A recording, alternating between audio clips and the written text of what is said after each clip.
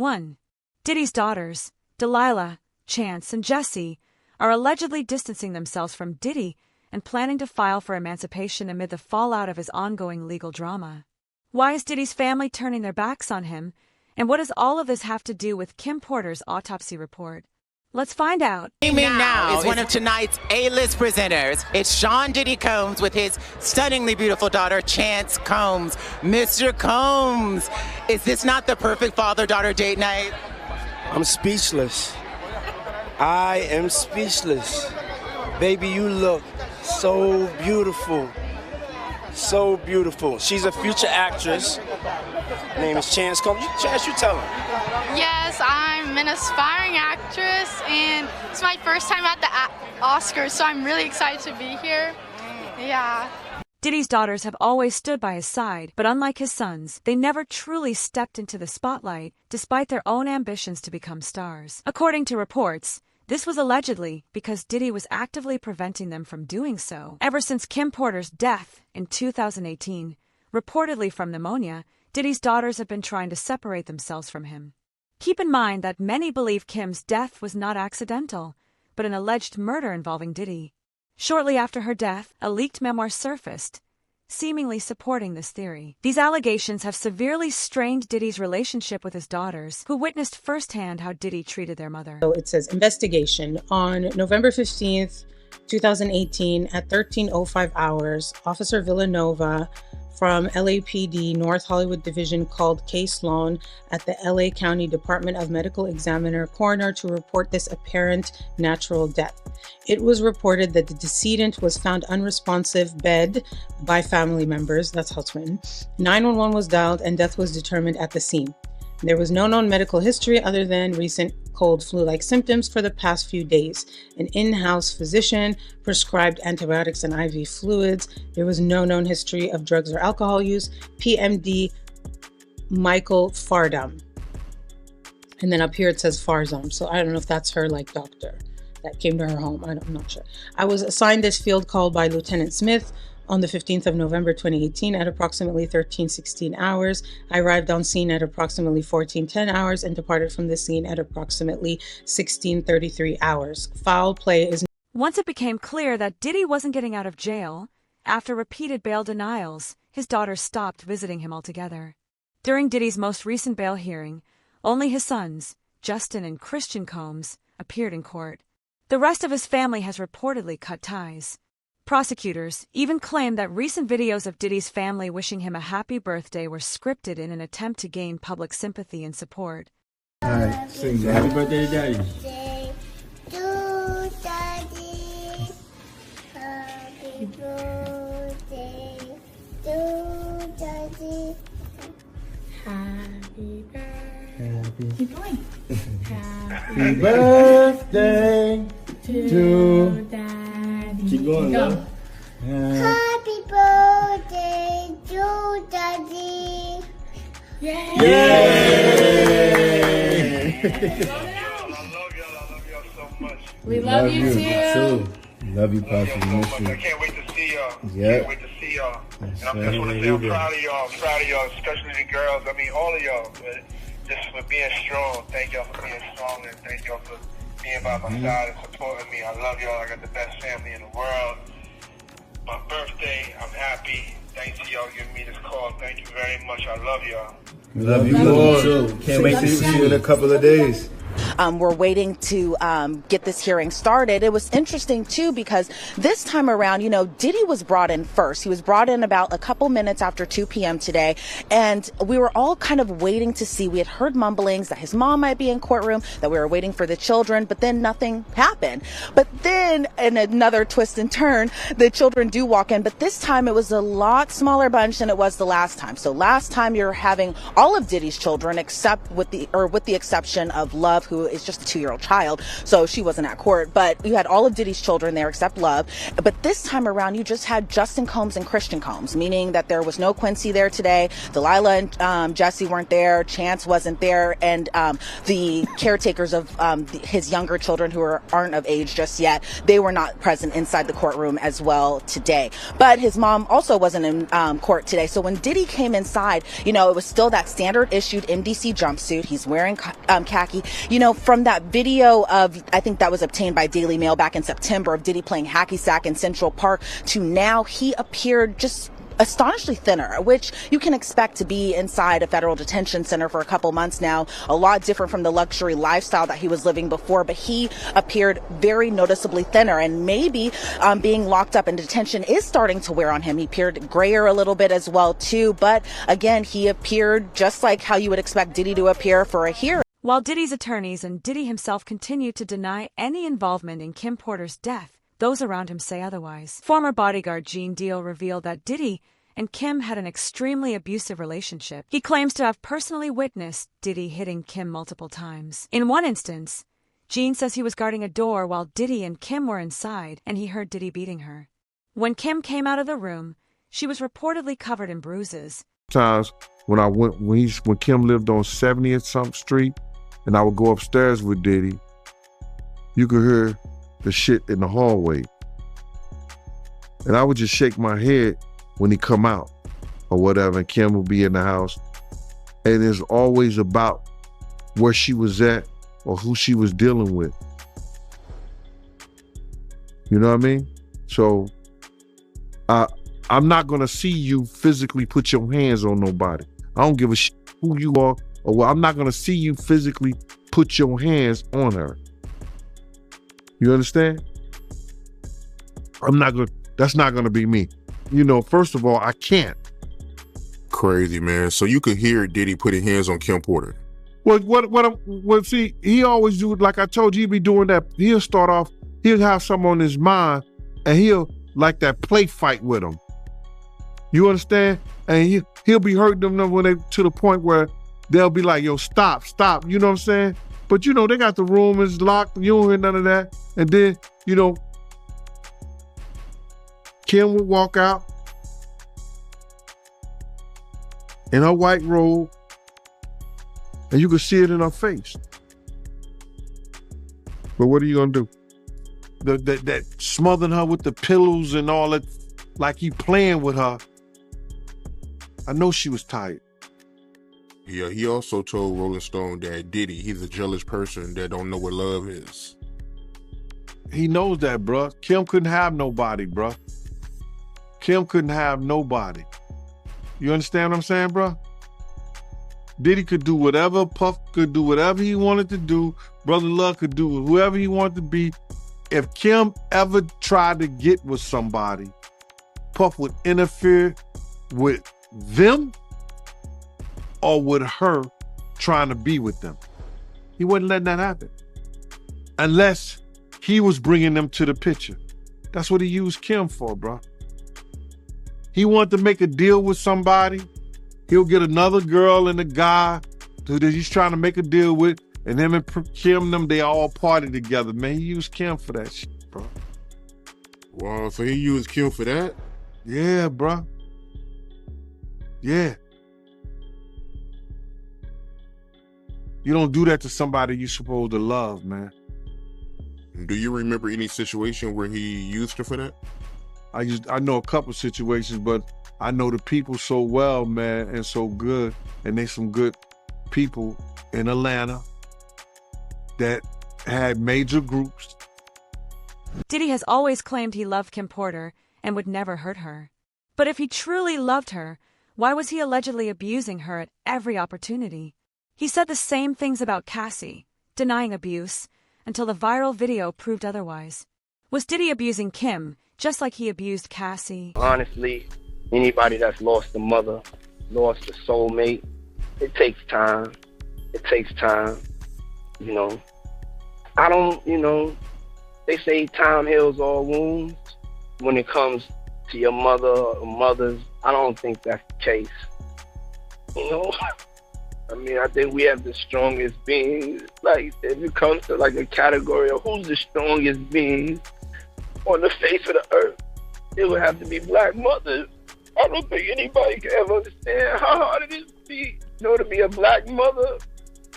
Whew. Man, God bless Diddy, man. Tears are how our heart speaks when our lips can't describe how much we. The title?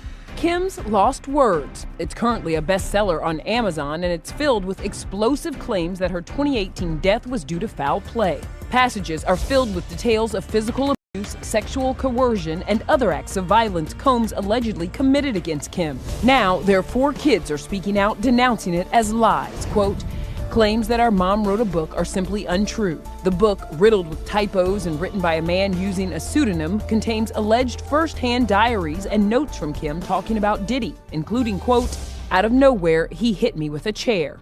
I don't remember anything after that until I woke up in a hospital room. My arm was in a cast. As I came to, the first face I saw was of the man that put me here. When I lost Kim, it broke my heart forever. Diddy's lawyer calls the alleged memoir fake and offensive. It also marks the first time Quincy, Christian, and the twins, Jesse and Delilah, have spoken out since their father's arrest, saying, quote, the cause of her death has long been established. There was no foul play. According to the autopsy report, Kim died of natural causes from lobar pneumonia, which is an infection of the lungs. The circumstances surrounding Kim Porter's death are extremely suspicious. Apart from the alleged memoir in which Kim expressed fears that Diddy might come after her, it's also been reported that her casket was ordered a week before her death. Kim was reportedly in perfect health less than 7 days before she passed away, and her autopsy report even states she had recently undergone a full medical checkup. How does someone perfectly healthy suddenly die from pneumonia in under a week, especially with access to the best medical care in the world? Something doesn't add up. There was no electronic products or gadgets around Kim's bed. Her laptop missing, her cell phone's missing. Everything is missing that she could get in touch with her little girls if they not at home or her friends or family. All that's missing. How is it that, and this is her say, that the detectives did not even view the body in the bed where she died at? That the coroner had already removed her, pronounced her dead, and told the detectives that it was no foul play. And if that is true, as I've heard it, and we read certain things on the internet about it, that case needs to be reopened. We know that Kim, and it's in the this is in the documentation. Shout out to Paperwork. At the Paperwork part, I gotta shout him out, man, because he looked in the paperwork and it said Kim received a massage for about an hour when she's supposed to have full-blown pneumonia. Who gives somebody a massage when they got pneumonia? I need to know, do you think that Diddy killed Kim Porter? Absolutely. Why? Because of all the videotapes, because of the book, because of all the people she gave copies of her book to, or at least chapters, because of everything that she had on him, because of the tape that she used to blackmail him into a relationship and into a raise of him being sodomized by Andre Harrell. And I am not saying that allegedly, because I heard her and Kim Muir talking about it in the booth of the bathroom while snorting coke. The bruises and discoloration on Kim Porter's body have also never been fully explained. Even more suspicious, her laptop and phone were missing at A small amount of blood was noted issuing from the right nair. A small amount of white frothy sputum was also noted issuing from the mouth. Oh, she had foam coming out of her mouth? What appeared to be a contusion was noted to the left upper arm. Multiple small red dots and what appeared to be a small contusion was noted to the right upper arm. What appeared to be small contusions were also noted to the bilateral posterior upper legs. Piercings were noted to the bilateral ears, implants were noted to the bilateral breasts, a vertical line of discoloration was noted extending from the upper abdomen to the groin region, the back was unremarkable, no other scars, marks, or apparent signs of trauma were noted. Rigor was noted to be a 3 throughout the body, lividity was fixed and appeared to be consistent with the decedent's position upon my arrival. Identification, decedent was positively identified as Kimberly Antoinette Porter. Next of kin, they notified the son and other family members. Decedent was not married. I spoke with Detective Patike at the scene and he confirmed this information. Organ tissue procurement was not addressed with the family.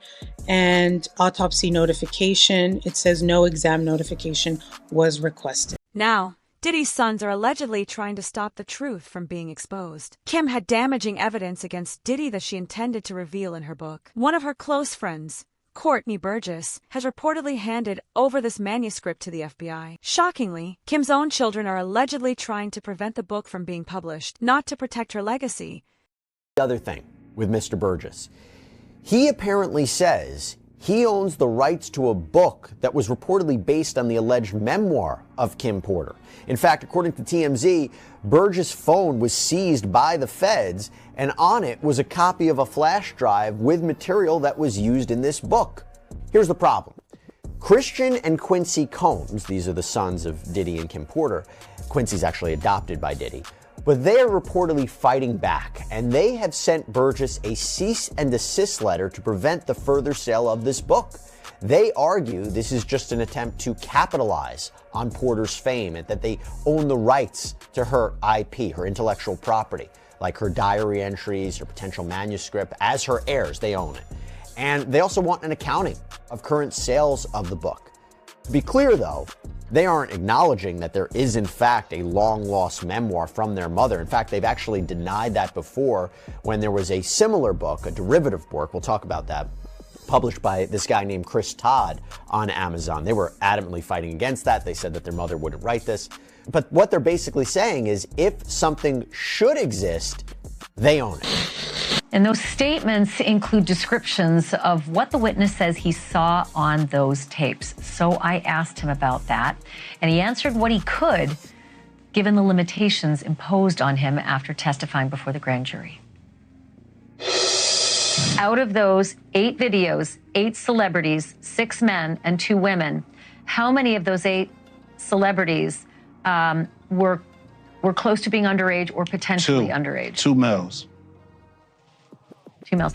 And of those 8 celebrities, how many of them were intoxicated or under the influence of drugs? This is going to be all speculation. I just want to preface it by he wouldn't know if they were. Right. Sure. Appear to Let be. me rephrase it. Based on, yes. Understand. Out of the 8 celebrities who were recorded having intimate relations with Sean Combs, how many of them appeared to be either inebriated or intoxicated or under the influence of drugs? All of them. All of them. Out of those 8, how many appear to be potentially victimized? How many might have been victimizing? I think all, to be honest, all. Were victims They or victims. were perpetrating? Victims. They were all 8 were victimized, Yeah, meaning victim. this was happening to them and they were inebriated. Right.